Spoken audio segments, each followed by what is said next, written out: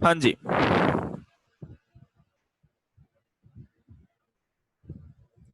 Test के marks वो दीपक sir का आपको मैंने नंबर दिया था ना, 19 से सर से कंफर्म कर लेना, क्योंकि मैंने उनको सर को बता दिए थे, क्योंकि टेस्ट का सारा कुछ वही देखते हैं तो उस हिसाब से, तो आप उनसे कंफर्म कर लेना एक बार ना।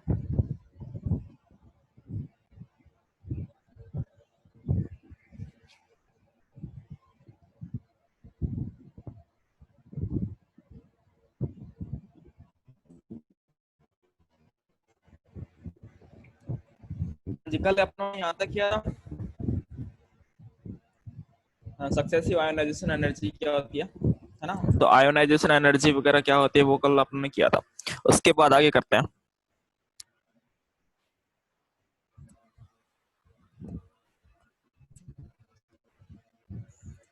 उसके बाद देखते हैं फैक्टर अफेक्टिंग आयोनाइजेशन पोटेंशियल, मतलब कौन कौन से फैक्टर इफेक्ट करते हैं आयोनाइजेशन एनर्जी को, तो वो देखते हैं बढ़िया ना। पहला अपने पास में एटॉमिक साइज, तो जैसे कि मैंने आपको बताया था कि एक पेज पे सारा कुछ लिख लेना आपको, मतलब एक पेज बीच में क्या था ना कि खाली छोड़ के उसमें एटॉमिक साइज का ट्रेंड लिखना, और उसमें जेड इफेक्टिव का ट्रेंड भी लिखना, लेफ्ट टू राइट जाते हैं जेड इफेक्टिव इंक्रीज होता है, टॉप टू बॉटम जाने जाते हैं जेड इफेक्टिव कांस्टेंट रहता है ना, और एटॉमिक साइज का भी ट्रेंड लिख लेना। ठीक है, तो उस हिसाब से सॉरी एटॉमिक साइज का आयोनाइजेशन पोटेंशियल का भी ट्रेंड लिख लेना। तो आयोनाइजेशन पोटेंशियल देखो साइज के अकॉर्डिंग लिख लिया था, बढ़िया बात है। तो आयोनाइजेशन पोटेंशियल क्या आते हैं, directly proportional to 1 upon atomic size, है ना, कि जैसे जैसे साइज बढ़ेगा आयोनाइजेशन पोटेंशियल क्या होगा, डिक्रीज होगी, मतलब एनर्जी अपने कम रिक्वायरमेंट होगी जब साइज बड़ा होगा। तो इसको अपने ऐसे समझ सकते हैं, देखो जैसे कि अपने पास में एक मिनट, ऐसा कुछ है, ये अपने पास न्यूक्लियस है, न्यूक्लियस के बाद एक फर्स्ट ऑर्बिट, और ये सेकंड ऑर्बिट, और ये थर्ड ऑर्बिट, ऐसे अपने पास में एक एटम है। ठीक है, और इसमें अगर एक और देखते हैं एटम, जैसे कि न्यूक्लियस है, न्यूक्लियस के बाद फर्स्ट ऑर्बिट, ये सेकंड ऑर्बिट, है ना, ऐसे कुछ है। तो एक एटम छोटा है एक एटम बड़ा है ना, ऐसे कुछ है अपने पास में। तो इन दोनों में देखो यहाँ पे एक इलेक्ट्रॉन है, आउटर मोस्ट सेल में इलेक्ट्रॉन होता है, उसी को बाहर निकालने को क्या बोलते हैं, आयोनाइजेशन एनर्जी। एक इसमें यहाँ पे इलेक्ट्रॉन है। ठीक है, अब दोनों में से इलेक्ट्रॉन निकालना मुश्किल कौन सा अपने लिए, मतलब इसको ज्यादा एनर्जी देनी पड़ेगी या कम एनर्जी देनी पड़ेगी, दोनों में से इसको ज्यादा एनर्जी देनी पड़ेगी ना सेकंड वाले को, क्योंकि सेकंड वाला न्यूक्लियस के ज्यादा पास में है, तो वहां पे अट्रैक्शन फोर्स ज्यादा है, इसलिए उसको ज्यादा एनर्जी देनी पड़ेगी। ये न्यूक्लियस के थोड़ा दूर है, यहाँ पे अट्रैक्शन फोर्स कम है, तो इसको कम एनर्जी देंगे तो भी ये इलेक्ट्रॉन बाहर आ जाएगा। ठीक है, तो अपने पास में क्या होता है कि जो इलेक्ट्रॉन दूर होता है न्यूक्लियस से उसको कम एनर्जी देनी पड़ती है, मतलब जिसका साइज बड़ा उसको आयोनाइजेशन एनर्जी क्या चाहिए, कम चाहिए। तो सेकंड वाले मुश्किल से निकलेगा, इसके मतलब इसको आयोनाइजेशन मतलब एनर्जी ज्यादा चाहिए। तो आयोनाइजेशन एनर्जी की अगर बात करें अपने, आयोनाइजेशन एनर्जी तो ज्यादा किसकी होगी, इस वाले की ज्यादा होगी ionization energy as compare to इससे, है ना। तो जिसका साइज बड़ा उसकी आयोनाइजेशन एनर्जी क्या होती है, कम होती है। हाँ जी पढ़ो। सर जिसका साइज बड़ा है उसका एटॉमिक नंबर भी बड़ा ही होगा। मतलब ऐसे है ना, जैसे कि आपको बताऊं, वो अपने हाइड्रोजन वाले किए थे एटॉमिक स्ट्रक्चर में, हाइड्रोजन एटम के लिए ऐसे एनर्जी लिया था ना, ये माइनस का यस 13.6 माइनस का यस सर। 3.4 माइनस का ना। तो अब देखो एक माइनस का 13.6 है, यहाँ से इलेक्ट्रॉन को बाहर निकालना मतलब यस सर। 13.6 इलेक्ट्रॉन वोल्ट की एनर्जी इक्वल देना पड़ेगी, यहाँ से इलेक्ट्रॉन बाहर निकालना 3.4 ही देनी पड़ेगी, तो आउटर सेल में से 3.4 ही होता ना, मतलब कम एनर्जी देनी पड़ती है। Yes sir. तो उस हिसाब से यस सर, मतलब ये मतलब ये जो बड़ा वाला एटम है ये ले लिया तो इसका न्यूक्लियर चार्ज भी तो इंक्रीज होगा, मतलब अट्रैक्शन तो फिर भी होगी ना। हाँ अट्रैक्शन होगी, पर उसके एज कम्पेयर टू उससे तो कम होगी ना वो, मतलब डिस्टेंस पे भी डिपेंड करता है ना, डिस्टेंस ज्यादा पास में है तो वो ज्यादा अट्रैक्शन फोर्स होगी वहां पे। सर हम ऐसे निकाल सकते हैं कि मतलब कंपेयर कर सकते हैं कितने टाइम ज्यादा होगी। कितने टाइम्स ज्यादा होगी उसको तो कंपेयर करने के लिए अपने को प्रॉपर्ली चार्ज होना चाहिए, फिर फॉर्मूला लगाएंगे के Q one Q two upon R square, फिर बाद में बता सकते हैं। तो वो चार्ज वगैरह होके फिर रिफाइन कर सकते हैं। ओके। ठीक है, यस सर। तो अपने पास में देखो जिसका साइज छोटा जिसका साइज छोटा अपने पास में तो उसको एनर्जी ज्यादा चाहिए, तो सेकंड वाले में अपने पास एनर्जी ज्यादा चाहिएगी, तो इसकी आयोनाइजेशन एनर्जी ज्यादा, जो जिसका तो साइज के क्या आ गया, इनवर्सली प्रोपोर्शनल आ गया। तो यहाँ से इसको अपने ऐसे लिख सकते हैं कि ionization potential inversely proportional to atomic size. तो एटॉमिक साइज का आपको ट्रेंड याद था, लेफ्ट टू राइट जाने पे क्या होता है, साइज इंक्रीज होता है तो आयोनाइजेशन पोटेंशियल क्या होगा, डिक्रीज होगा। और टॉप टू बॉटम जाने पे साइज इंक्रीज होता है तो आयोनाइजेशन पोटेंशियल क्या होगा, सॉरी लेफ्ट टू राइट जाने पे साइज डिक्रीज होता है आयोनाइजेशन पोटेंशियल इंक्रीज होगा, और टॉप टू बॉटम जाने पे साइज इंक्रीज होता है तो आयोनाइजेशन पोटेंशियल डिक्रीज होगा, है ना। तो साइज के अकॉर्डिंग इसका भी ट्रेंड बना सकते हैं, और वो आगे लिखवा दूंगा वैसे तुम आपको, नॉट एंड लो। और जेड इफेक्टिव की बात करें तो जेड इफेक्टिव जैसे जैसे इंक्रीज होगा आयोनाइजेशन पोटेंशियल भी क्या होगा, इंक्रीज होगा, मतलब अट्रैक्शन फोर्स पड़ेगा ना। जितना ज्यादा इफेक्टिव न्यूक्लियर चार्ज इंक्रीज होगा उतना ज्यादा अपने पास में क्या होगा, आयोनाइजेशन पोटेंशियल, मतलब अट्रैक्शन फोर्स ज्यादा होता है, ज्यादा एनर्जी देनी पड़ेगी, तो उसके हिसाब से जितना ज्यादा जेड इफेक्टिव उतना ही अपने पास में क्या होगा, आयोनाइजेशन पोटेंशियल।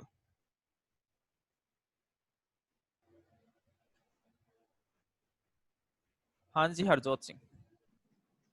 सर जब हम टॉप टू बॉटम जाएंगे तो एनर्जी पोटेंशियल कांस्टेंट रहेगा ना, और एटॉमिक साइज कांस्टेंट रहेगा ना? हाँ जेड इफेक्टिव कांस्टेंट रहता है। Okay sir.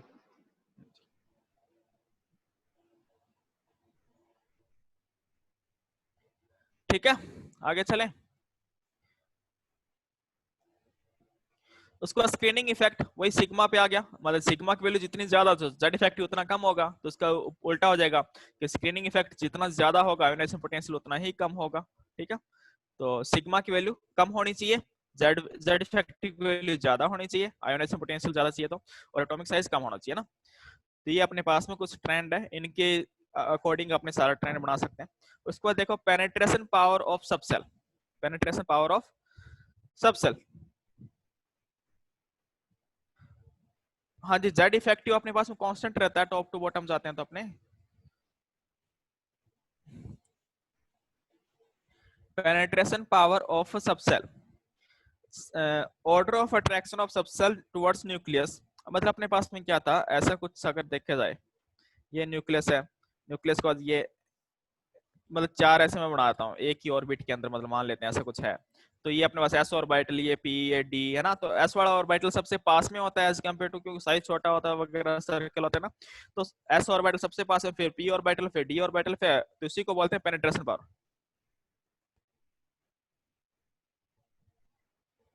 हाँ जी स्क्रीनिंग इफेक्ट इंक्रीज होता है पर जेड भी तो उतना ही इंक्रीज होता है ना, एटॉमिक नंबर भी तो, एटॉमिक नंबर भी तो इंक्रीज होगा, तो वो जेड इफेक्टिव कांस्टेंट रहता है अपने पास में। स्क्रीनिंग इफेक्ट 1 की वैल्यू से इंक्रीज हो रहा था, तो जेड इफेक्टिव भी अपने पास में क्या होता है, 1 की वैल्यू से वो इंक्रीज होता है, तो वो कैंसिल हो जाते हैं आपस में, तो जेड सॉरी जेड की वैल्यू, तो जेड इफेक्टिव अपने पास में कांस्टेंट रहता है।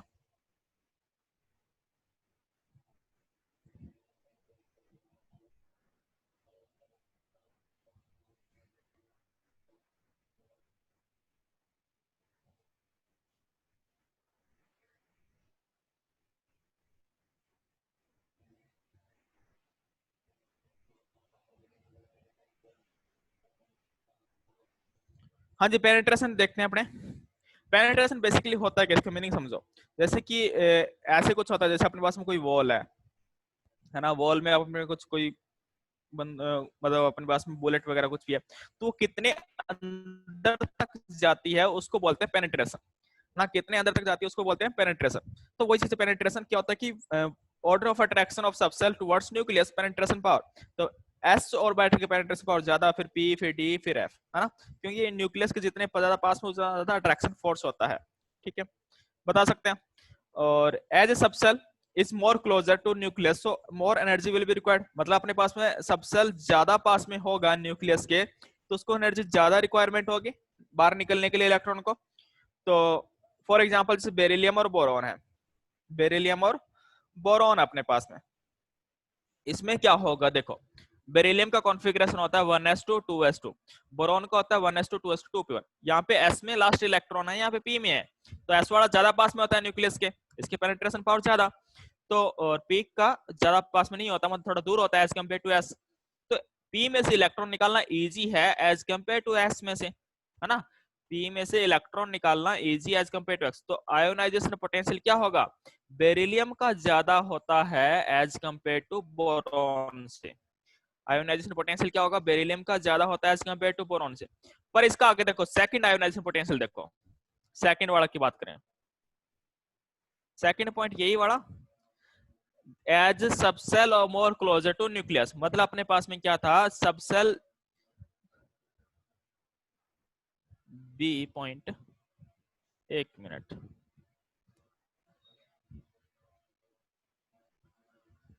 ये तो इफेक्टिव न्यूक्लियर चार्ज था ना बी पॉइंट वाला। तो जितना ज्यादा इफेक्टिव न्यूक्लियर चार्ज होगा आयोनाइजेशन पोटेंशियल उतना ही ज्यादा होगा। मतलब जेड इफेक्टिव जितना ज्यादा होगा, मतलब अपने पास में इफेक्टिव न्यूक्लियर चार्ज मतलब अट्रैक्शन फोर्स भी उतना ही ज्यादा होगा। अट्रैक्शन फोर्स ज्यादा तो उसको निकालने के लिए एनर्जी ज्यादा देनी पड़ेगी, तो आयोनाइजेशन पोटेंशियल भी ज्यादा हो गया। ठीक है, अभी देखो आगे इसमें देखो आयोनाइजेशन पोटेंशियल क्या है, बेरिलियम का ज्यादा आता है एज कम्पेयर टू बोरॉन, क्योंकि इसमें एस में इलेक्ट्रॉन था, इसमें पी में इलेक्ट्रॉन था, इसकी पेनिट्रेशन पावर ज्यादा, तो इसमें ज्यादा इलेक्ट्रॉन मतलब एनर्जी ज्यादा रिक्वायरमेंट हुई।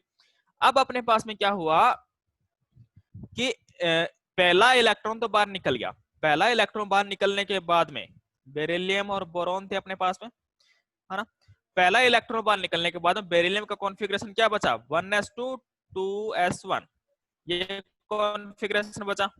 और बोरॉन की अगर बात करें तो वो कॉन्फ़िगरेशन क्या बचा, 1s2 2s2, ये अपने पास में कॉन्फ़िगरेशन बचा। हाँ जी दीक्षांत,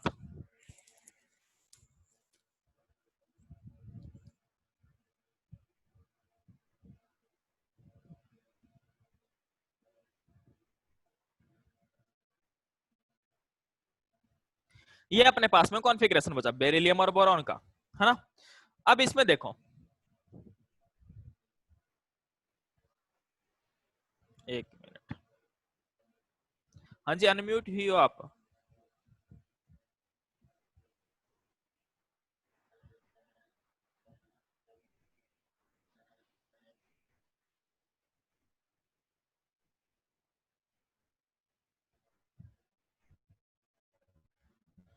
आई थिंक या तो कनेक्शन में एरर होगा, उस हिसाब से मेरे पास में तो अनम्यूट शो हो रहा है।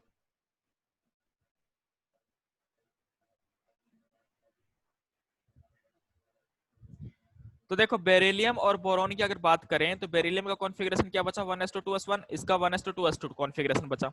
अभी देखो ये एक तरह से एस वाला फुल फील्ड है कॉन्फ़िगरेशन है, मतलब एस ऑर्बिटल में तो पूरे दोनों इलेक्ट्रॉन है, ये एस में एक इलेक्ट्रॉन है। अगर ये एक इलेक्ट्रॉन लूज कर दे तो किस में जाएगा, हीलियम के कॉन्फ़िगरेशन में जाएगा, जो कि स्टेबल कॉन्फ़िगरेशन है ना। हाँ जी, वापस रीजोइन कर लो। तो अपने पास में क्या होगा, ये अपने पास में किस में जाएगा, एस वाले कॉन्फ़िगरेशन। अगर एक इलेक्ट्रॉन रिलीज कर दे तो 1s2 किसका कॉन्फ़िगरेशन होता है, हीलियम का कॉन्फ़िगरेशन, जो कि स्टेबल कॉन्फ़िगरेशन है। तो यहां पे क्या होगा, तो बेरिलियम का जो सेकंड आयोनाइजेशन पोटेंशियल होगी, क्या सेकंड आयोनाइजेशन पोटेंशियल वो क्या होगा, बेरिलियम का कम होगा, क्योंकि वो एक स्टेबल कॉन्फ़िगरेशन में जा रहा है, तो वो जल्दी इजीली इलेक्ट्रॉन अपना रिमूव कर देगा।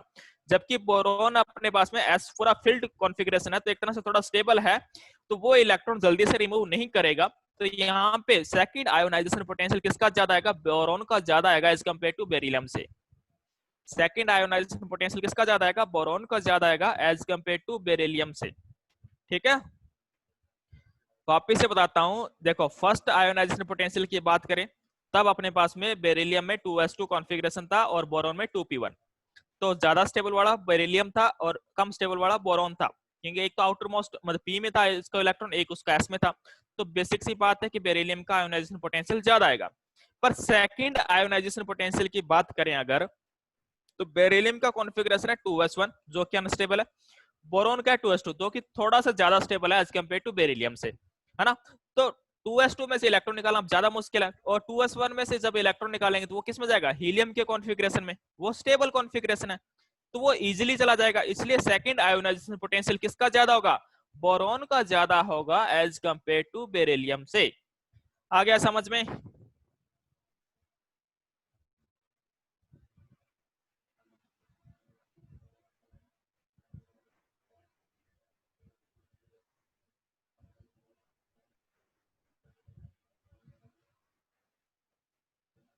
आगे चलते हैं, आगे देखो stability of half field and full filled orbital. जो हाफ फील्ड और फुल फील्ड ऑर्बिटल होते हैं वो अपने पास में क्या होते हैं, स्टेबल होते हैं, मतलब स्टेबल कॉन्फ़िगरेशन होता है, तो वहां से भी इलेक्ट्रॉन निकालना थोड़ा मुश्किल होता है। ठीक है, तो उसमें देखते हैं क्या कुछ है। देखो, हाफ फील्ड और हाफ फील्ड ऑर्बिटल कौन से होते हैं, p3 हो गया, मतलब p में टोटल 6 इलेक्ट्रॉन होते हैं p ऑर्बिटल में, जिसमें से अगर 3 इलेक्ट्रॉन फील्ड हुए तो हाफ फील्ड ऑर्बिटल, और d में 10 इलेक्ट्रॉन आते हैं तो d5 हुआ तो हाफ फील्ड ऑर्बिटल, और f में 14 आते हैं तो f में 7 इलेक्ट्रॉन होते हैं हाफ फील्ड ऑर्बिटल। और फुल फील्ड ऑर्बिटल कौन से होते हैं, s हो गया, s2, p6, d10, f14, है ना, ये फुल फील्ड ऑर्बिटल। s में दोनों इलेक्ट्रॉन आ गए ना, s2, p6, d10 और f14 are more stable than other, so it required more energy. मतलब ये क्या होते हैं, ज्यादा स्टेबल होते हैं एज कंपेयर टू बाकी एलिमेंट से, तो इनको ज्यादा एनर्जी रिक्वायरमेंट होती है इलेक्ट्रॉन निकालने के लिए। ठीक है जी। और first ionization potential order of nitrogen का क्या होगा, फर्स्ट आयोनाइजेशन पोटेंशियल ज्यादा होगा एज कंपेयर टू ऑक्सीजन से, क्योंकि ऑक्सीजन का देखो 2p4 था और इसका 2p3, तो ज्यादा स्टेबल कौन सा, हाफ फील्ड वाला, तो हाफ फील्ड वाला ज्यादा स्टेबल, इसमें से इलेक्ट्रॉन निकालना ज्यादा मुश्किल है, तो नाइट्रोजन वाले से इलेक्ट्रॉन ज्यादा मुश्किल से निकलेगा। इसका मतलब आयोनाइजेशन पोटेंशियल ज्यादा किसका आएगा, नाइट्रोजन का आएगा एज कंपेयर टू ऑक्सीजन से। तो बता सकते हैं हाफ फील्ड वाले का ज्यादा आयोनाइजेशन एनर्जी होती है एज कंपेयर टू ऑक्सीजन से। हाँ जी, सर दोबारा से बताना, हाफ फील्ड वाला फुल फील्ड वाला। देखो हाफ फील्ड क्या होता है, कॉन्फ़िगरेशन ज्यादा स्टेबल कॉन्फ़िगरेशन होता है एज कंपेयर टू, मतलब हाफ फील्ड और फुल फील्ड कॉन्फ़िगरेशन ज्यादा स्टेबल होता है बाकी सारे एलिमेंट्स मतलब कॉन्फ़िगरेशन से। ठीक है, ओके सर। और इसमें क्या होता है कि जैसे कि यहाँ पे नाइट्रोजन का है 2p3 कॉन्फ़िगरेशन, तो हाफ फील्ड है ये, 2p6 यस पूरा सर। फुल फील्ड होता है, और यहाँ पे 2p4 है, मतलब अगर ये एक इलेक्ट्रॉन लूज कर दे तो थोड़ा स्टेबल कॉन्फ़िगरेशन में आ जाएगा ऑक्सीजन, है ना। Yes sir. तो यस ऑक्सीजन सर। अपना इलेक्ट्रॉन इजीली लूज करेगा, और ये तो स्टेबल से है, और अगर लूज किया तो अनस्टेबल होगा, तो ये थोड़ा मुश्किल से लूज करेगा, हाँ। तो इस हिसाब यस से सर। आयोनाइजेशन पोटेंशियल ज्यादा किसका आएगा, नाइट्रोजन का इसका। ज्यादा आता है एज कंपेयर टू ऑक्सीजन से। हाँ जी, हाफ फील्ड और फुल फील्ड में से फुल फील्ड ज्यादा स्टेबल होता है और हाफ फील्ड उससे कम स्टेबल होता है। ठीक है, दोनों में अगर कंपैरिजन करें तो हाफ फील्ड और फुल फील्ड में से हाफ फील्ड ज्यादा स्टेबल होता है, और सॉरी फुल फील्ड ज्यादा स्टेबल होता है और हाफ फील्ड कम होता है।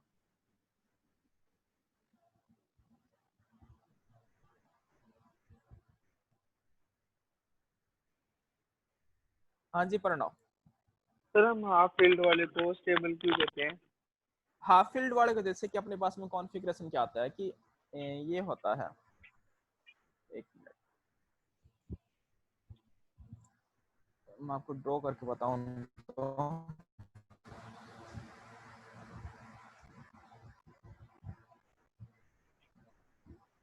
ऐसा सा कॉन्फ़िगरेशन आपने फिल करते हैं, जैसे पी ऑर्बिटल बना रहा हूं मैं, पी यस सर। ऑर्बिटल में एक इलेक्ट्रॉन यहाँ पे आता है, एक इलेक्ट्रॉन यहाँ पे, और एक इलेक्ट्रॉन यहाँ पे, मतलब सभी एक ऑर्बिटल में एक एक इलेक्ट्रॉन आ गया, है ना। यस कोई सर। भी यस सर। ऑर्बिटल अपने पास में वैकेंट ऑर्बिटल नहीं है, और सभी में एक एक इलेक्ट्रॉन है, और कोई भी रिपल्सन नहीं है वहां पे, तो इसलिए वो ज्यादा स्टेबल होता है। अगर अपने पास जैसे कि फोर्थ इलेक्ट्रॉन फिल किया यहाँ पे, तो इसका अपने पास में जो मैग्नेटिक मोमेंट था वो अपने पास में क्या हो जाएगा, कम हो जाएगा, स्पिन उसका मतलब एक तरह से उसका आ गया ना, जितना जैसे इसका कुछ स्पिन था उसका जो स्पिन था उल्टा हो गया, तो एक तरह से उसको कैंसिल आउट कर रहा है ना। यस तो सर। उस हिसाब से मतलब ज्यादा स्टेबल कॉन्फ़िगरेशन कौन सा रहता है, हाफ फील्ड या फिर पूरा फुल फील्ड हो, मतलब कोई भी वैकेंट ऑर्बिटल नहीं हो, मतलब हर जगह पूरे इलेक्ट्रॉन जितने रिक्वायरमेंट थी उतना फुल फील्ड है अपने पास में, कोई भी इलेक्ट्रॉन की रिक्वायरमेंट नहीं है, तो इसलिए। फिर ओके ओके, फिर यहाँ पे तो मैग्नेटिक मोमेंट जीरो ही होगी। हाँ मैग्नेटिक मोमेंट जीरो होगा, लेकिन अपने पास वो रिक्वायरमेंट देखते हैं जैसे कि स्टेबल है कि नहीं है। अब कोई एटम्स रिएक्ट कैसे करते हैं, किसी को एक इलेक्ट्रॉन की रिक्वायरमेंट होती है, किसी को एक डोनेट करने की रिक्वायरमेंट होती है, तो उस हिसाब से इलेक्ट्रॉन रिएक्ट करते हैं, एलिमेंट्स रिएक्ट करते हैं अपने पास में। तो जब अपने पास में पूरा फुल फील्ड है, अपने पास में कोई भी ऑर्बिटल में उसको इलेक्ट्रॉन नहीं चाहिए, तो वो ज्यादा स्टेबल होगा। सर जैसे आपने चेक किया था कि मतलब हाफ फील्ड है उसमें मैग्नेटिक मोमेंट ज्यादा होगी, अगर एक मतलब उसमें और इलेक्ट्रॉन हो गए तो एज कंपेयर मैग्नेटिक मोमेंट कम हो जाएगी। मतलब हाफ फील्ड में ना ऐसे बोल सकते हैं अपने, ज्यादा बेटर वो रहेगा कि जैसे कि हाफ फील्ड कोई ऑर्बिटल है, हाफ फील्ड में क्या होता है, वैकेंट ऑर्बिटल नहीं होना चाहिए अपने पास में। वैकेंट यहाँ पे क्या सभी ऑर्बिटल में एक एक इलेक्ट्रॉन आ जाता है अपने पास में। इतना नहीं है कि किसी में वैकेंट ऑर्बिटल और सभी में क्या है कि सेम है। और यहाँ पे अगर अपने 2 इलेक्ट्रॉन फिल किए तो फिर बाद में बाकी में ऐसा हो जाएगा कि बाकी दोनों में 2-2 इलेक्ट्रॉन आए, तब वो ज्यादा स्टेबल रहेगा। मतलब सभी में इक्वल इक्वल इक्वल इलेक्ट्रॉन्स और सेम हो तो वो ज्यादा रिपल्सन नहीं होता, वहां पे स्टेबिलिटी रहती है। तो उस हिसाब से सर कह सकते हैं। अगर मतलब मान लो पी ऑर्बिटल में तीन, मतलब तीन ऑर्बिट है ये वाले, तीनों में एक एक इलेक्ट्रॉन है, तो उनमें आपस में रिपल्शन होगी? मतलब उतनी ज्यादा रिपल्सन नहीं होगी ना, सभी में एक एक स्टेबल कॉन्फ़िगरेशन है।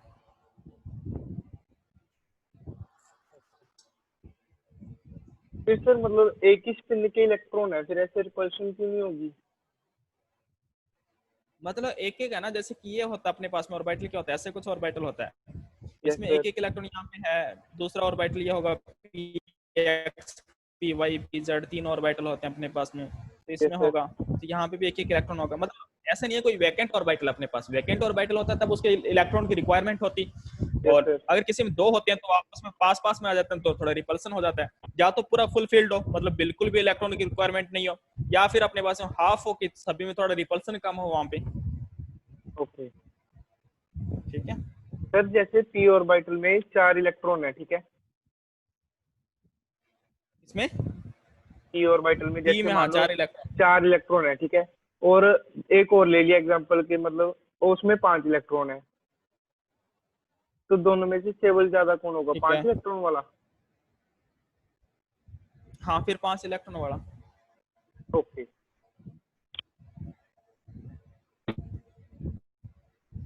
Okay sir. हाँ जी, एक मिनट। हाँ जी, हाफ फील्ड में ज्यादा स्टेबल कौन सा होता है, हाफ फील्ड होता है। तो हाफ फील्ड क्यों स्टेबल होता है पता चल गया ना, मतलब एक तरह से सिमिट्री होती है वहां पे। मतलब अपने ऐसे बोल सकते हैं कि सभी में एक एक इलेक्ट्रॉन आ रहा है, सिमिट्रिकल आ रहा है, और तो इसलिए वो ज्यादा स्टेबल होता है कॉन्फ़िगरेशन अपने पास में, क्योंकि इसको इतना इलेक्ट्रॉन्स मतलब रिपल्सन वगैरह भी वहां पे कम होता है ना, तो उस हिसाब से। हाँ जी, वो बताता हूँ आपको सोडियम का कम क्यों होता है एल्यूमिनियम वगैरह से, वो करते हैं अपने ना।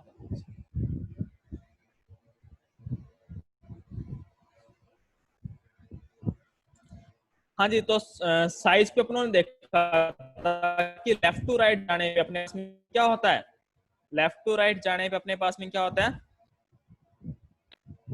हाँ जी, लेफ्ट टू राइट जाते हैं तो आयोनाइजेशन पोटेंशियल में क्या चेंज आता है, साइज क्या होता है, डिक्रीज होता है एटम्स का, तो आयोनाइजेशन पोटेंशियल क्या होगा, इंक्रीज होगा, है ना। तो अपने पास में कॉन्फ़िगरेशन में देखा जाए, अपने पास में अगर कॉन्फ़िगरेशन पीरियोडिक टेबल में देखा जाए तो एल्यूमिनियम यहाँ पे आता है, मतलब ये एल्यूमिनियम हो गया, मैं वैसे लिख देता हूँ। यहाँ पे पहले सोडियम आता है अपने पास में, फिर अपने पास में मैग्नीशियम आता है, और फिर अपने पास में एल्यूमिनियम आता है ना, ऐसे ही आता है कॉन्फ़िगरेशन अपने पास में। अभी देखो, अब अपने पास में नॉर्मली आना क्या चाहिए था कि लेफ्ट टू राइट जाने पे आयोनाइजेशन पोटेंशियल क्या होता है, इंक्रीज होता है, ये अपने को पता है, साइज छोटा होता है, तो अपने हिसाब से तो ऑर्डर ये आना चाहिए था कि डायरेक्ट एटॉमिक साइंस देखूं तो क्या आना चाहिए था कि एल्यूमिनियम का ज्यादा आना चाहिए आयोनाइजेशन पोटेंशियल, फिर मैग्नीशियम, फिर सोडियम का। पर एक्चुअल में क्या है, जो मैग्नीशियम है वो फुल फील्ड कॉन्फ़िगरेशन है। मैग्नीशियम का क्या है, जो लास्ट में एस ऑर्बिटल है, एस में दोनों इलेक्ट्रॉन आते हैं, है ना। 3s2 आता है ना मैग्नीशियम कॉन्फ़िगरेशन, तो 3s2 में दोनों इलेक्ट्रॉन आ रहे हैं एस में, तो दोनों इलेक्ट्रॉन आ रहे हैं, तो इसका मतलब क्या गया, फुल फील्ड कॉन्फ़िगरेशन आ गया। तो इसकी इसमें से इलेक्ट्रॉन निकालना थोड़ा ज्यादा मुश्किल होगा।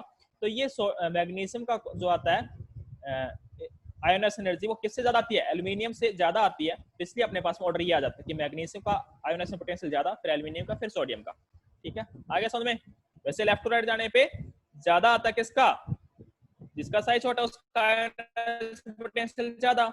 और लेकिन मैग्नीशियम का अपने पास में उल्टा होता है कि उसका फुल फील्ड कॉन्फ़िगरेशन आ जाता है, इसलिए वो सोडियम एल्यूमिनियम से ज्यादा हो जाता है उसका आयोनाइजेशन पोटेंशियल। ठीक है जी, कर सकते हैं।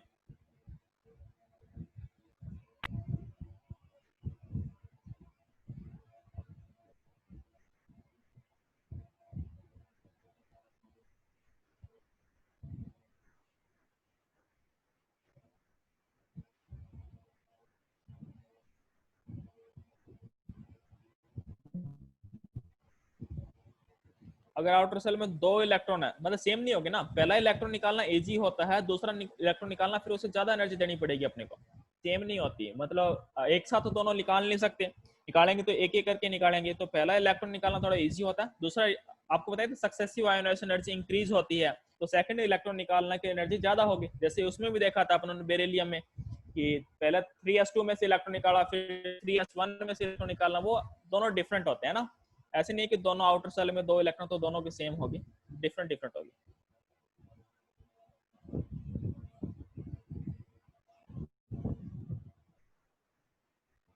नहीं, ये होता ना कि अपने पास में क्या होता है, देखो लेफ्ट जेड इफेक्टिव पे भी डिपेंड करता है। जेड इफेक्टिव अपने पास में इंक्रीज होता है टू राइट जाने पे, मतलब इफेक्टिव न्यूक्लियर चार्ज इंक्रीज हो रहा है, तो उसको आयोनाइजेशन पोटेंशियल ज्यादा चाहिए। और अपने सोडियम कैसे भी मान सकते हैं कि वो अगर एक इलेक्ट्रॉन लूज कर दिया उसने, तो वो क्या चल जाएगा, स्टेबल कॉन्फ़िगरेशन में चला जाएगा। सोडियम ने एक इलेक्ट्रॉन लूज कर दिया तो वो नियोन में जाएगा ना कॉन्फ़िगरेशन में, तो स्टेबल कॉन्फ़िगरेशन, तो इजीली रिमूव करेगा अपना इलेक्ट्रॉन, तो इसलिए सोडियम का आयोनाइजेशन पोटेंशियल कम आता है।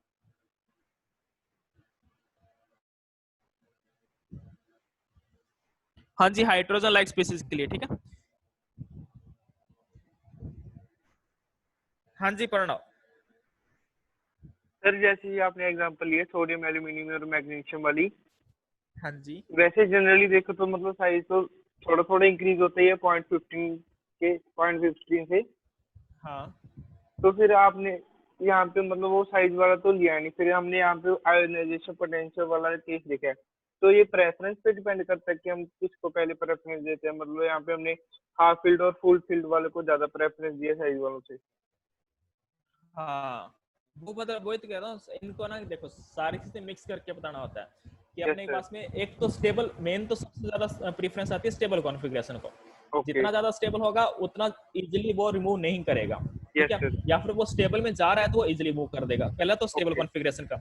उसके ओके बाद ओके। वो एटॉमिक साइज हो गया या जेड इफेक्टिव हो गया, उनसे अपने ट्रेंड बता सकते हैं कि नॉर्मली ये ट्रेंड होता है, पर कॉन्फ़िगरेशन ये आगे इसलिए वो चेंज हो गया, ठीक है, ऐसे बता यस सकते सर, मतलब प्रेफरेंस के हिसाब हैं, ठीक से है। वो तो। हाँ, अब देखो जैसे कि सेकंड आयोनाइजेशन पोटेंशियल है, सेकंड आयोनाइजेशन पोटेंशियल में यहाँ पे देखो सोडियम पॉजिटिव एक एक इलेक्ट्रॉन सब में बाहर निकाल दिया। अब यस सर। कॉन्फ़िगरेशन देखो, इसका कॉन्फ़िगरेशन सबसे ज्यादा स्टेबल है यस ना, सर। ये मतलब उस मतलब पर इससे डिपेंड। डिफिकल्ट होगा यहाँ पे हाँ, निकालना। यहाँ पे निकालना सबसे ज्यादा डिफिकल्ट, फिर इसका स्टेबल है S2 पूरा फील्ड है, इसमें यस सर। S1 है, तो इसमें से सबसे इजी होगा, फिर बाद में इसका, फिर बाद में ये सबसे, क्योंकि ये नियोन का कॉन्फ़िगरेशन है, इनर्ट वालों का सबसे ज्यादा होता है। ओके ओके, समझ गए।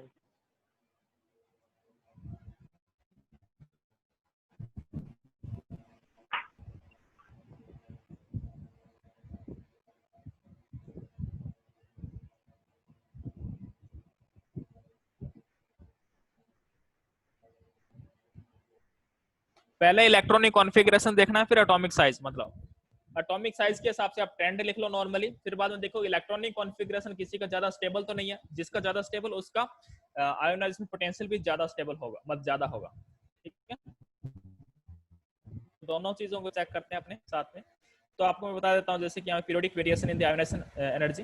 तो पीरियोडिक वेरिएशन क्या होगा, देखो variation in the period, periods में क्या होता है और ग्रुप्स में क्या होता है। Ionization energy generally increases along the period, general वही एटॉमिक साइज के हिसाब से कि लेफ्ट टू राइट जाते हैं अपने पास में पीरियड्स में, तो क्या होता है आयोनाइजेशन एनर्जी इंक्रीज होती है, because in moving the left to right periods effective nuclear charge per outermost increase by, मतलब वही जेड इफेक्टिव अपने पास में इंक्रीज होता है, इसलिए अपने पास में आयोनाइजेशन एनर्जी क्या होती है, इंक्रीज होती है। और variation in the group, group में क्या होता है जी, ionisation energy generally decreases moving down the group, क्योंकि साइज इंक्रीज होता है, because the size increases due to the increase in the principal quantum number. तो अपने पास में एन की वैल्यू इंक्रीज होती है ऑर्बिट्स की, इसलिए साइज इंक्रीज होता है। साइज इंक्रीज होने पे अपने पास में क्या होगा, आयोनाइजेशन पोटेंशियल क्या होगा, डिक्रीज होगी। तो आप कैसे याद रखना इसको, वही टेबल जो आपको बताया था, एक पेज पे पहले एटॉमिक साइज लिखा था, वहां पे जेड इफेक्टिव का भी ट्रेंड लिख लेना, साथ में आप आयोनाइजेशन पोटेंशियल का, वही लेफ्ट टू राइट जाने पे क्या होता है, इंक्रीज होता है ionization potential, top to bottom जाने पे डिक्रीज होता है। इसलिए मैंने कहा था कि वो एरो लगा के ना उन पे सारी चीजें लिखते रहना, क्योंकि लास्ट में वो पेज बहुत काम का आएगा आपके, सारे ट्रेंड उस पे होंगे ना तो इजीली याद होते हैं, और एक दूसरे के मतलब ऐसे कंपैरिजन में याद करना, जैसे कि एटॉमिक साइज बढ़ रहा है तो आयोनाइजेशन एनर्जी डिक्रीज हो रही है ना, तो उसके हिसाब से कंपैरिजन में याद करना, तो एक चीज याद आ गई तो बाकी सारी चीजें याद आ जाती है उस टाइम। तो इसलिए कह रहा हूँ वो पेज बहुत इंपॉर्टेंट है। उस पेज पर एक पेज पे खाली छोड़ के बीच में उसमें एरो बना के ऐसे लिखते रहना कि क्या कुछ होता है, ठीक है। उसके बाद एक्सेप्शन देखते हैं। अब देखो केमिस्ट्री में ना, जैसे केमिस्ट्री में भी और इनऑर्गेनिक में एक्सेप्शन ना बहुत आएंगी। मतलब ऐसे मान के चलो कि एक्सेप्शन को याद करना भी एक तरह से वो मतलब थोड़ा सा वो है कि बार बार एक्सेप्शन आएंगे।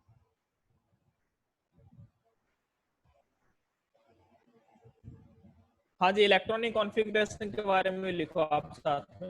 मतलब आपको याद रहना चाहिए कि मेन चीज क्या है, इलेक्ट्रॉनिक कॉन्फ़िगरेशन भी है और अपने पास में वो भी है, साइज भी है और जेड इफेक्टिव, मतलब सारी चीजें आपको जितनी भी आपको ध्यान में है, जितने आपको मतलब उस हिसाब से, तो अपनी लैंग्वेज में लिखना ज्यादा बेटर रहता है, क्योंकि बाद में पढ़ते हैं तो उसी चीजों को जल्दी याद होती है।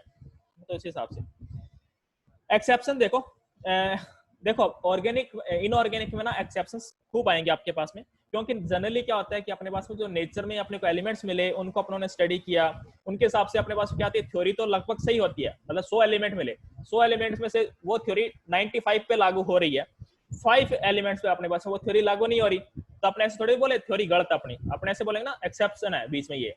मतलब अपने से 95% अपना सही आ रहा है तो 5% गलत आ रहा है, तो अपने क्या बोलते हैं कि बीच में एक्सेप्शन है, अपना थोड़ी ना गलत है। तो उस हिसाब से इनऑर्गेनिक में आपके पास में एक्सेप्शंस आएंगे, तो उनको ध्यान में रखना ना, एक्सेप्शंस बहुत आएंगे आपके पास में। मतलब ऐसे याद कर लो कि एक्सेप्शन ही मेनली आपको ध्यान में रखने हैं इनऑर्गेनिक में।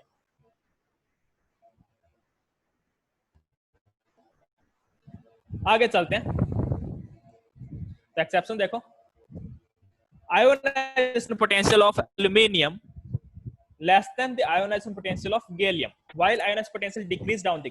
मतलब अपने पास में क्या होता है, जब ग्रुप में नीचे जाते हैं, जनरली ग्रुप में नीचे जाते हैं तो अपने पास में क्या होता है, आयोनाइजेशन पोटेंशियल डिक्रीज होता है, पर गैलियम का आयोनाइजेशन पोटेंशियल क्या आता है, ज्यादा आता है कंपेयर टू एल्यूमिनियम से। तो ये अपने पास में क्या एक्सेप्शन है, मतलब इसको आप याद करना है। जैसे कि मैं आपको पीरियोडिक टेबल में दिखाऊं तो वहां से आपको ज्यादा याद हो जाएगा।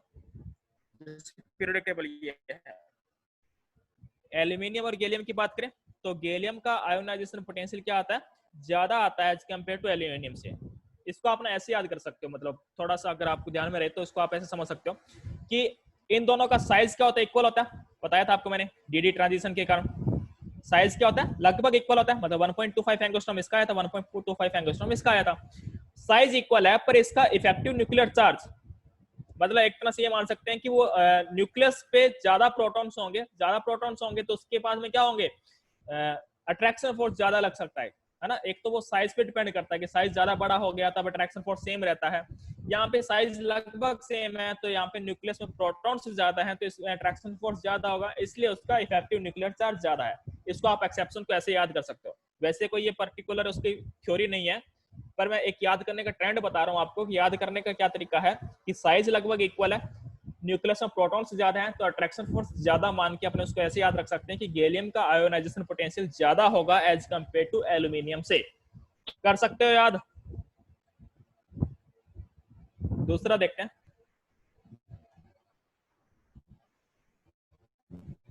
दूसरा देखो आयोनाइजेशन पोटेंशियल ऑफ HF मतलब hafnium, ionization potential of hafnium HF or greater than ionization potential of zirconium. While the ionization potential should be decreased down the group, it's due to the lengthened contraction. अपने पास में क्या होता है, lengthened contraction हो जाता है तो size छोटा हो जाता है, तो साइज छोटा होने के कारण उसका आयोनाइजेशन पोटेंशियल क्या होता है, इंक्रीज होता है। मैग्नीशियम वाले एग्जांपल एक्सेप्शन से नहीं बोल सकते अपने उसको, तो अपने पास थ्योरी है कि वो थ्योरी क्या है कि अपने पास में कि जो फुलफिल्ड कॉन्फ़िगरेशन होते हैं वो ज्यादा स्टेबल होते हैं, तो उन थ्योरी के हिसाब से प्रूव हो रहे हैं वो चीजें। मतलब कोई एक एलिमेंट नहीं, बाकी सभी एलिमेंट्स के लिए ऐसे प्रूव हो रहा था, पर ये कुछ एलिमेंट्स ऐसे हैं कि इनको ना कोई भी थ्योरी मैच नहीं कर रही अपने पास में, तो अपने लगभग बता सकते हैं कि हाँ लेंथेनोइड कॉन्ट्रैक्शन मान लो या डीडी कॉन्ट्रैक्शन मान लो, मतलब ट्रांजिशन कॉन्ट्रैक्शन मान लो, तो उनके हिसाब से अपने एक ट्रेंड बता सकते हैं कि हाँ ऐसा कुछ होगा, है ना। और in a period size decreases that effective increase removal of electron difficult to ionize potential, but nitrogen, beryllium, phosphorus और magnesium show the high ionization potential corresponding to the next element। तो वही अपने पास में एक तरह से कि जो स्टेबल कॉन्फ़िगरेशन होता है हाफ फील्ड या फुल फील्ड उनका आयोनाइजेशन पोटेंशियल ज्यादा आता है। तो यहाँ पे देखो पहले नियॉन स्टेबल कॉन्फ़िगरेशन है, फिर फ्लोरीन आ गया, फ्लोरीन के बाद में नाइट्रोजन का कॉन्फ़िगरेशन, नाइट्रोजन की आयोनाइजेशन पोटेंशियल ज्यादा होती है as compare to oxygen due to stable configuration, और बेरिलियम की ज्यादा होती है बोरॉन से ड्यू टू स्टेबल कॉन्फ़िगरेशन। तो ये अपने पास में एक ट्रेंड आ जाता है। ये तो स्टेबल कॉन्फ़िगरेशन वाला है, क्योंकि इसमें अपने बाकी सारे एलिमेंट्स में भी लागू होता है। मेनली तो आपको ये दो चीज ध्यान में रखनी है कि गैलियम का ज्यादा होता है एल्यूमिनियम से, और हाफनियम का ज्यादा होता है जर्कोनियम से, है ना। तो ये किसके कारण आता है? ड्यू टू लेंथोनाइड कॉन्ट्रैक्शन, एक आता है ड्यू टू ट्रांजिशन कॉन्ट्रैक्शन के कारण। तो दोनों कॉन्ट्रैक्शन के कारण जो भी आता है अपने पास में, वो चीज अपने को ध्यान में रखना है। तो इसलिए कहता हूं कि जो पीरियोडिक टेबल चैप्टर है ना, इसको बार बार पढ़ना होता है, क्योंकि अब देखो चीजें बहुत सारी आ जाएंगी। कभी एटॉमिक साइज में कुछ ना कुछ गड़बड़ आ जाती है, जैसे ट्रांजिशन एलिमेंट्स में देखा था कि पहले इंक्रीज साइज डिक्रीज होता है, फिर कांस्टेंट इंक्रीज होता है ना।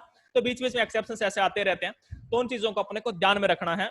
तो इसलिए कहता हूं कि जो पीरियोडिक टेबल चैप्टर है या फिर जितने भी इनऑर्गेनिक के चैप्टर आएंगे, उनको बार बार पढ़ना होता है। मतलब एक बार पढ़ने से चीजें ध्यान में नहीं रहती। आपको ऐसे मान के चलो, एक चीज को कम से कम 5 से 10 बार पढ़ना ही पढ़ना, आपको मिनिमम 5 से 10 बार पढ़ना है, तब जाके वो चीजें ना आपको एकदम एग्जैक्ट याद रहेंगी, क्या चीजें थी और क्या क्या है ना।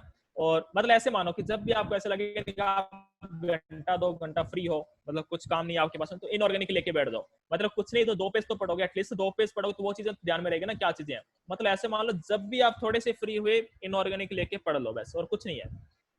लास्ट तक यही थ्योरी रखना अपने पास में कि जितना टाइम मिले इनऑर्गेनिक को वापस रिवाइज करते रहना, या फिर डेली का आधा आधा चैप्टर या एक एक चैप्टर ना ऐसे पढ़ते रहना लास्ट तक।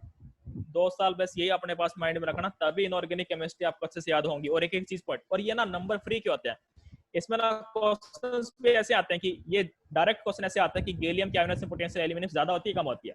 तो अगर आपको ये लाइन पढ़ी हुई है तो आप 1 सेकंड भी नहीं लगेगा क्वेश्चन करने में, तो टाइम भी बचता है अपने पास में और चीजें सही भी होती है। तो इसलिए कहते हैं इनऑर्गेनिक बहुत इजी चीज है, मतलब इजी है, बस इतना है कि बार बार पढ़ना होता है इसको, और कुछ नहीं है, बस बहुत इजी चीज है। तो इसको अपना सबसे ध्यान में रखना।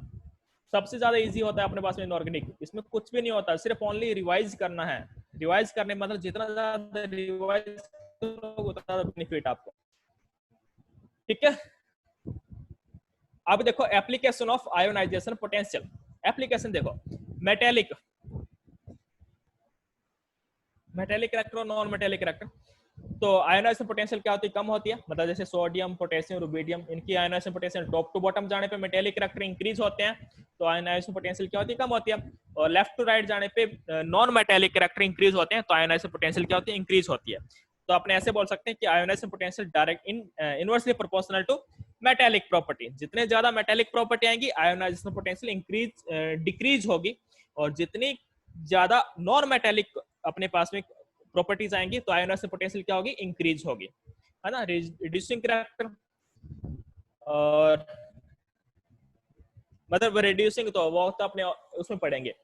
रेडॉक्स रिएक्शन में रिड्यूसिंग नेचर वगैरह क्या है, कौन किसको रिड्यूस कर सकता है, कौन किसको रिड्यूस नहीं कर सकता, ऑक्सीडाइजिंग एजेंट क्या होता है, रिड्यूसिंग एजेंट क्या होता है ना, तो वहां से अपने रिड्यूसिंग प्रॉपर्टीज पे रिलेट करेंगे। तो reducing character inversely proportional to ionization potential. जैसे कि अपने पास में जो लिथियम होता है, लिथियम से अपने पास सबसे ज्यादा किस में कन्वर्ट होता है? लिथियम से Li पॉजिटिव में। मतलब ये खुद का ऑक्सीडेशन होता है, दूसरों को रिड्यूस करते हैं, तो इनका रिड्यूसिंग नेचर ज्यादा होता है। तो जिनका रिड्यूसिंग नेचर ज्यादा, मतलब एक तरह से मेटेलिक प्रॉपर्टी है, टॉप टू बॉटम जाने पे अपने पास में क्या होता है? रिड्यूसिंग नेचर एक तरह से इंक्रीज होता है। तो फर्स्ट है group has a minimum ion potential, so they strong reducing agent in gaseous state. सारे क्या होते हैं अपने पास में? स्ट्रॉन्ग रिड्यूसिंग एजेंट होते हैं, इसलिए इनकी आयोनाइजेशन पोटेंशियल क्या होती है? कम होती है। तो इनवर्सली प्रोपोर्शनल होती है रिड्यूसिंग एजेंट की। तो रिड्यूसिंग करैक्टर अपने पास में ये होते हैं, तो आयोनाइजेशन पोटेंशियल का ट्रेंड उल्टा हो जाएगा लगभग, ठीक है। बता सकते हो स्टेबिलिटी ऑफ ऑक्सीडेशन स्टेट। मतलब ऑक्सीडेशन स्टेट में देखो, ये देखो डिफरेंस यहाँ पे दे रखा कि फर्स्ट आयोनाइजेशन पोटेंशियल इसकी इतनी है, सेकंड आयोनाइजेशन पोटेंशियल इतनी है। तो difference in ionization potential greater than 16 electron volt, तो सोडियम पॉजिटिव इज मोस्ट। अगर अपने पास में डिफरेंस क्या आ रहा है? 16 इलेक्ट्रॉन वोल्ट से ज्यादा आ रहा है, तो इसका मीनिंग क्या हो गया? जो उसका फर्स्ट आयोनाइजेशन पोटेंशियल होने के बाद जो एलिमेंट्स बना अपने पास में, आयन बना, वो बहुत ज्यादा स्टेबल है। तो यहाँ पे 42 पॉइंट आ, क्यों ज्यादा स्टेबल? अपने आपको ही पता है कि सोडियम पॉजिटिव क्या होता है? नियोन का कॉन्फ़िगरेशन होता है, ऑटोमेटिकली ज्यादा स्टेबल होता है। रेड्यूसिंग एजेंट क्या होता है? जो खुद ऑक्सीडाइज होता है, दूसरों को रेड्यूस करता है, वो होता है रेड्यूसिंग एजेंट। इसके टेंशन मतलब अपने रिडॉक्स में अच्छे से पढ़ेंगे, ये पढ़ना है अपने रिडॉक्स में, रिडक्शन ऑक्सीडेशन क्या होता है, सारा कुछ ना, वो रिड्यूसिंग एजेंट आपको तब एकदम अच्छे से आ जाएंगे। बस आप ट्रेंड लिखना, ताकि तब पढ़ोगे तो आपको ध्यान देगा रेसिंग नेचर से क्या लिंक है उसका।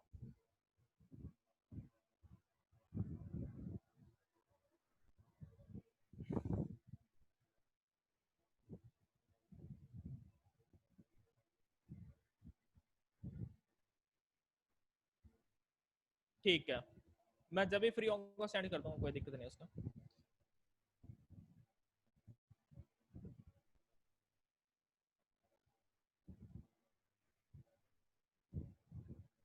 मतलब रिएक्शंस का तो अपने बाद में देखेंगे ना, अभी वहां पे रिएक्शंस का कुछ है ही नहीं लिंक पे यहाँ से।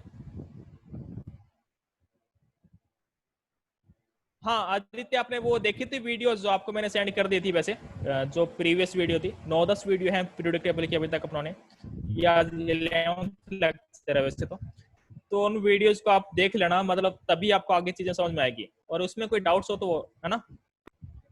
हाँ जी, अगर कोई ग्रुप में ऐड नहीं है तो मेरे को व्हाट्सएप पे मैसेज कर दो, और व्हाट्सएप मैसेज करता हूँ, नेम लिख के ना, नेम वगैरह लिख के मैसेज कर देना, और बैच लिख देना कौन सा बैच है, मतलब +1 नॉन मेडिकल है या मेडिकल है, उस हिसाब से तो मैं ऐड कर दूंगा आपको। तो ये स्टेबिलिटी देख लेते हैं, फिर बाकी अपने कल करेंगे। देखो यहाँ पे सोडियम पॉजिटिव क्या होगा, ज्यादा स्टेबल होगा क्योंकि नियोन का कॉन्फ़िगरेशन है। ऐसे अपने पास जब डिफरेंस थोड़ा ज्यादा आ जाता है ना, तो वो स्टेबिलिटी ज्यादा होती है।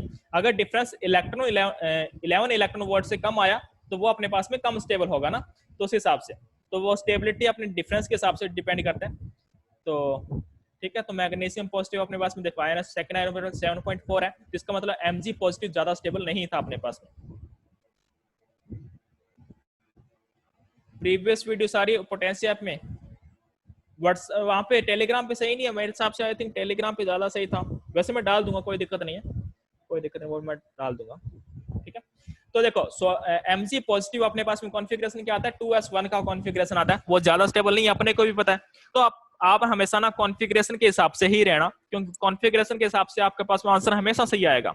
मतलब और जैसे 2s2 कॉन्फ़िगरेशन वगैरह आता है वो ज्यादा ठीक ठाक स्टेबल होता है, तो ये मोर स्टेबल है, ये अपने पास में कम स्टेबल है। तो उसके हिसाब से मतलब कॉन्फ़िगरेशन के हिसाब से ही रहना आप हमेशा, कि किसका स्टेबल मतलब फुल फील्ड कॉन्फ़िगरेशन आ रहा है, किसका हाफ फील्ड आ रहा है, किसका अपने पास में इनर्ट गैस का कॉन्फ़िगरेशन आ रहा है, तो वो ज्यादा स्टेबल्स होते हैं अपने पास है।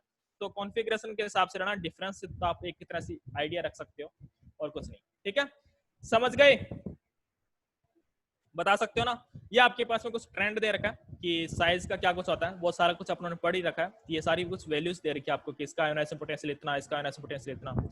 7.4 कैसे आया वो उन्होंने मतलब कैलकुलेट करना पड़ेगा, मतलब ऐसे नहीं है कि आयोनाइजेशन पोटेंशियल का आपको फॉर्मूला बताया था एटॉमिक स्ट्रक्चर में क्या होता है कि 13.6 Z²/n², तो वहां से अपने पास में कैलकुलेट करते हैं, तो वहां से अपने पास में वैल्यूज निकालने। वैल्यूज को याद मत करना, बस इतना ध्यान रखो कि किसका कॉन्फ़िगरेशन स्टेबल है, किसका नहीं कॉन्फ़िगरेशन स्टेबल है। स्टेबल उन कॉन्फ़िगरेशन के हिसाब से ही याद रखो, ज्यादा बेटर रहोगे। तो वहां से मतलब सभी का कॉन्फ़िगरेशन आपको याद रहता है, तो उसके हिसाब से आप बता सकते हो कौन सा ज्यादा स्टेबल है, कौन सा कम स्टेबल है। हाँ जी प्रणव। हो गया सर, डाउट क्लियर, डाउट था एक। ठीक है, तो समझ गए, मतलब इन वैल्यूज की बेसिस पे मत रहना, वैसे ही रहना कि आपके पास में कौन सा कॉन्फ़िगरेशन ज्यादा स्टेबल है। अगर इनर्ट गैस का कॉन्फ़िगरेशन है तो मतलब हाईली स्टेबल है। अगर फुल फील्ड कॉन्फ़िगरेशन मतलब वैसे S2 वगैरह है या P3 कॉन्फ़िगरेशन है तो वो स्टेबल कॉन्फ़िगरेशन है। अगर कुछ भी नहीं है उनमें से तो वो अनस्टेबल, मतलब इतना ज्यादा स्टेबल नहीं है ना, तो उसके हिसाब से कॉन्फ़िगरेशन में रहना। तो ये आपके पास कुछ वैल्यूज है, तो आप क्या करना, वापस से आयोनाइजेशन पोटेंशियल को पूरा अच्छे से पढ़ना थ्योरी, और उसका नोट्स बनाते रहना। वापस बार बार बोल रहा हूं मैं, नोट्स बनाते रहना। अगर ऐसा किसी का हुआ कि नोट्स नहीं पढ़े हुए तो वो फिर सही नहीं होगा, है ना। नोट्स बनाते रहना। हाँ जी हरजोत। सर हाइड्रोजन के नीचे क्या लिखा हुआ, 1300 1311 क्या सर?